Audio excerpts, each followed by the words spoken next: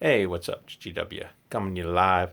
Hey, first of all, happy Halloween to everybody out there.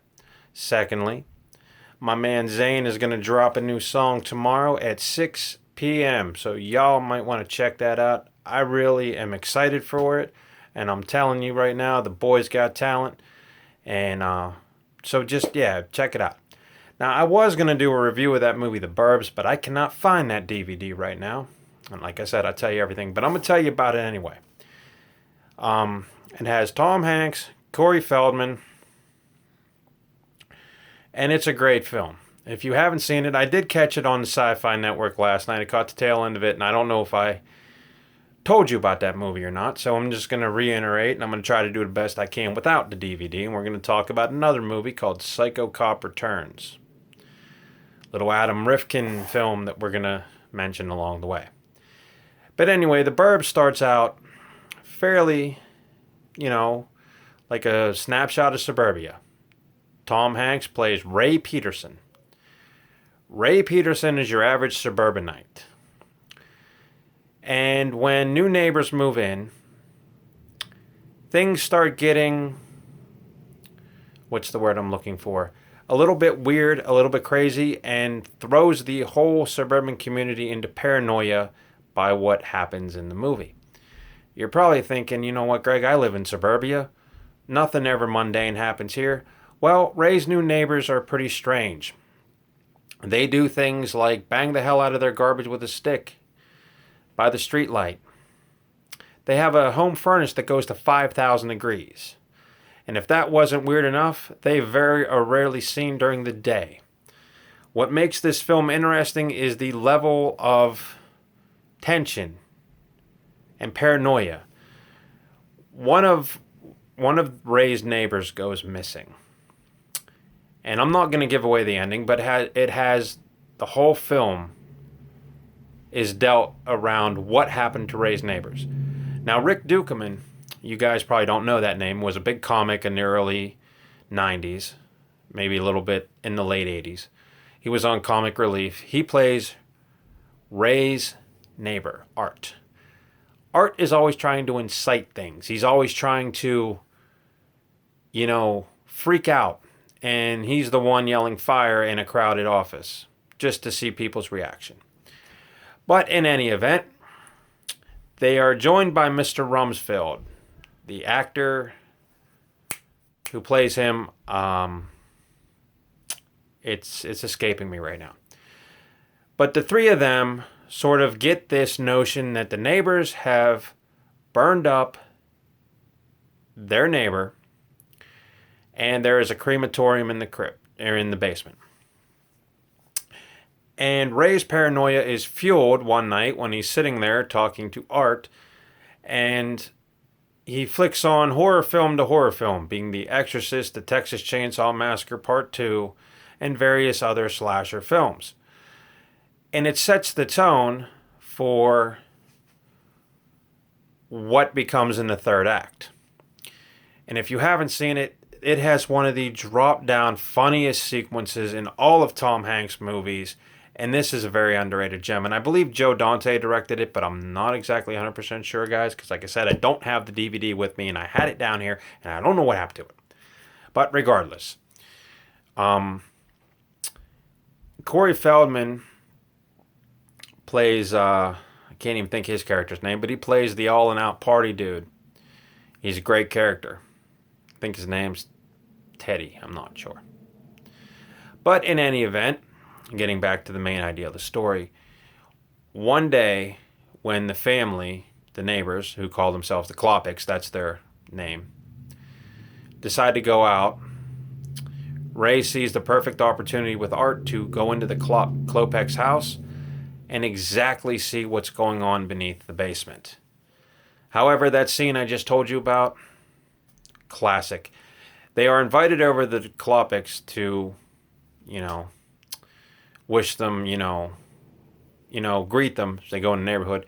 And Tom Hanks' character eats a sardine and starts sneezing incessantly. And it's one of the drop-dead funniest things you'll ever see.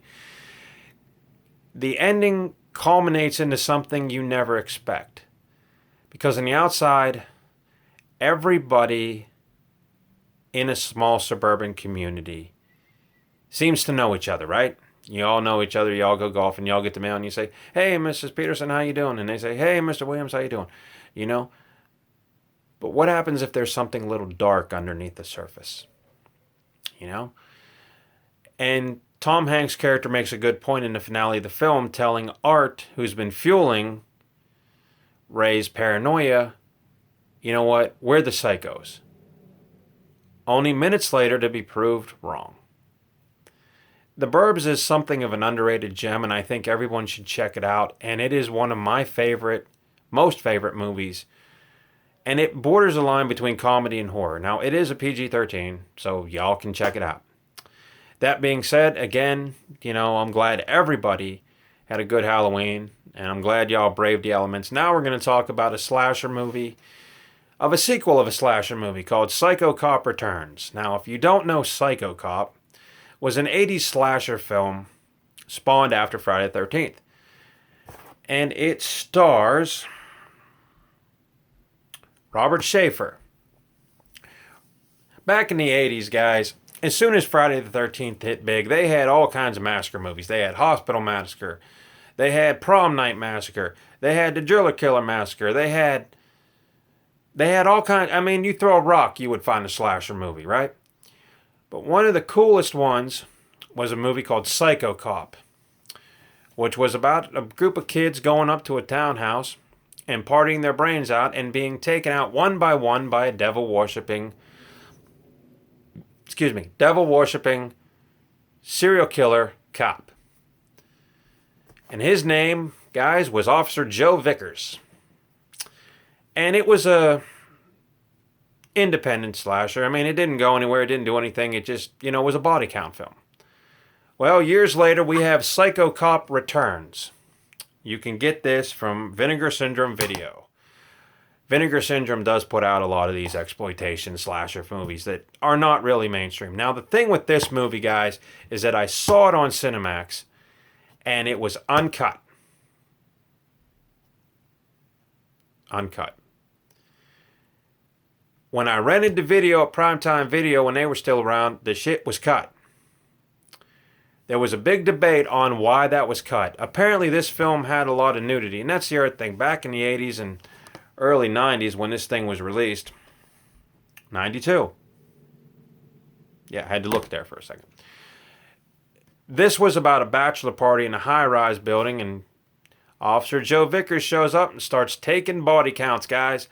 And one of the most interesting things about this movie, it's a stupid TNA slasher movie, but one of the most interesting things is Bobby Ray Schaefer's character, Officer Vickers, who has some of the most overdone lines in history. Now, when you watch this film, it also has some social commentary. It has the ending culminates in what they call the Rodney King treatment, I like to say it, is, they jumped on the bandwagon and instead of beating up an innocent guy, a mob beats down Joe Vickers. Now, this did leave the door open for a third film. Whatever became of that third film, nobody knows. I don't even think there was any scripts written for the third film because another franchise took the idea of a killer cop and flipped it on its ear and made it more grotesque, and that series was called Maniac Cop. There was 3 of them. Robert Dazar played Maniac Cop, and that was one of the most intense horror films, and my man Bruce Campbell was in that, so you can check that out. There's 3 of them. Maniac Cop, Maniac Cop 2, and Maniac Cop 3, Badge of Silence. You guys should check them out. They're probably on, some public radio or public horror channel right now, but get the trilogy if you can, because the first one is pretty cool. But anyway, back to Psycho Cop 2. What makes this film, like I said, more dramatic is that the recut scenes are back in this film. So Cinemax, who showed the film originally, showed it unrated, the first cut, because I remember seeing it when it premiered. And then it was chopped apart on video. So I don't know if that was just a cable deal or what.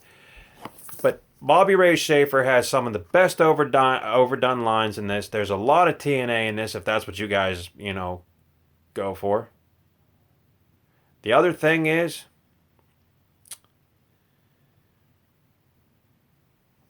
the kills are more ingenious now. They bring more of a satanic look to them. Bobby Ray Schaefer is your perfect sort of mesh between Freddy Krueger and an evil RoboCop. So if you haven't caught it, definitely check out Psycho Cop Returns. There's a lot of kills in there. Impalings, you name it, it's in here. And it's one of those cheesy Cinemax late night films that you will watch and you'll say, okay, that was really stupid. But a day or two later, you're going to be going, you know what, that was pretty good. I need to check out Psycho Cop 2 again. So Psycho Cop Returns. Now, the original Psycho Cop, I don't remember much about it, but it was, like I said, just like a Friday the 13th knockoff.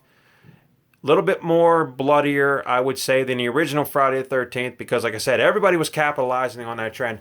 Another trend that kept going on in these type of movies was they kept the heroine. They'd always keep one smart guy to the end of the film, but the heroine would always, walk out. And I believe there is, let's see, the bonuses on this Blu-ray DVD are phenomenal. It has a newly scanned, restored 2K version from 35mm volt elements. Basically what that means in layman's terms is they took the picture and made it better. A 43-minute making documentary of Psycho Cop Returns featuring interviews, and I haven't checked this out, but maybe this will answer why there wasn't a third film. Adam Rifkin, the director, Robert Schaefer, guys, is the guy that played Joe Vickers. So if anyone says anything or you're looking for a new horror villain or a new deranged serial killer to check out Officer Joe Vickers, played by, drumroll please, Robert Schaefer. Robert R. Schaefer. Dan Pavenamore, screenwriter. Peter Schlunk, editor. So basically co-stars everywhere else. The Victims of Vickers. This is where you're going to get probably the special effects going into the kills. So yeah, basically check it out. Now, like I said, this has to deal with Officer Joe Vickers knocking off people in a bachelor party style, element in a high-rise building. Also, it is noted in this film that he is undead. And what gets you about this movie is it starts out with a bang. You see Officer Joe Vickers in a diner with a donut and coffee, and you're thinking that's an ordinary police officer. 3 seconds after that scene, he jumps into his car, and he's got body parts strewn across the hood of his car, eyeballs hanging down off his thing. And it's cheesy, but it's disturbing. That's what got me hooked. I had to see where this went. And then, of course, there's no real reason why he targets these guys, but he targets them because there is a Psycho Cop 2. That's why they target them. So, definitely check it out. Now, I will tell you this. This is not your traditional horror movie. This is a little bit of a sleaze deal. That's what they call a horror movie with a lot of TNA. Kind of like the Slumber Party Massacres. So you might want to check out Psycho Cop, then go to Psycho Cop Returns. Like I said, you will not be disappointed. And I wish I had that copy of the Burbs for you. So I wish I could tell you, but I don't. And I'm going to find it, and we're going to do a right review. But also, I got a big announcement. I've been talking about Creepshow on Shudder, and I got a little I got a little news story from Shudder because Creepshow is the highest rated Shudder show that has ever been on, and I've had Shudder since it started. They are making a season 2. The finale for season 1 is on there now, and I haven't checked it out, so I don't want anybody to write me. I don't want anybody to tell me what's going on.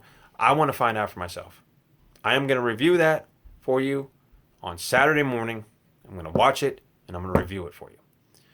So definitely look out for Creepshow Season 2. It has yet to be announced a date, but definitely check it out. And my man Zane, I hope you just heard what I just said, because Zane wrote me, guys. Zane wrote me and he said, hey, Greg, thank you for your pop about Creepshow. I'm going to check it out. And he's going to see episode 1, and he had it fired up whenever I was talking to him.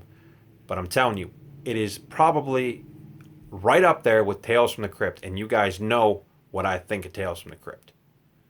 So definitely check that out. Other than that, there's really nothing new on horror, except tonight is the peak night. It's Halloween. So I'm sure AMC is running Friday the 13th right now. And Trick or Treat.